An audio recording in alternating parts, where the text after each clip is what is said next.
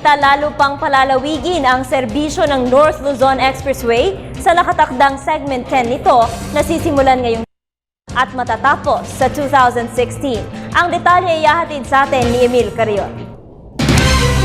Lalo pang palalawigin ang serbisyo ng North Luzon Expressway o NLEX sa nakatakdang segment 10 nito na sisimulan ngayong taon at tatapusin sa 2016.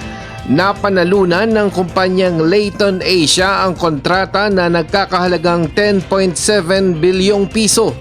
Ang segment 10 ng NLEX ay 5.65 kilometers ng elevated highway na nag-uugnay sa MacArthur Highway Circumferential Road C3 sa Caloocan City. Ayon sa MNTC o ang Manila North Tollways Corporation, 4.5 bilyong piso o 42% ang gagastusin ngayong taon.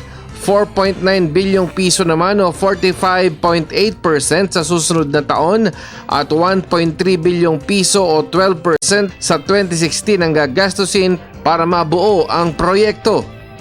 Ang Leighton Asia ay may punong tanggapan sa Hong Kong. Ang iba pang mga proyekto nito ay nasa India, Brunei, Cambodia, China, Guam, India, Indonesia, Iraq, Laos, Macau, Malaysia, Mongolia, Singapore, Sri Lanka, Taiwan, Thailand at Vietnam. Ayon sa pamunuan ng Leighton, senyales ng pagtitiwala at marka ng mataas na kalidad ng trabaho ang paggawad ng panibagong kontrata ng MNTC sa kumpanya.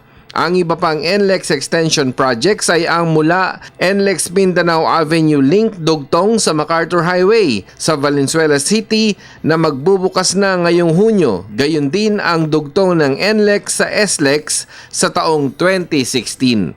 Para sa Telebisyon ng Bayan, ako si Emil Carion.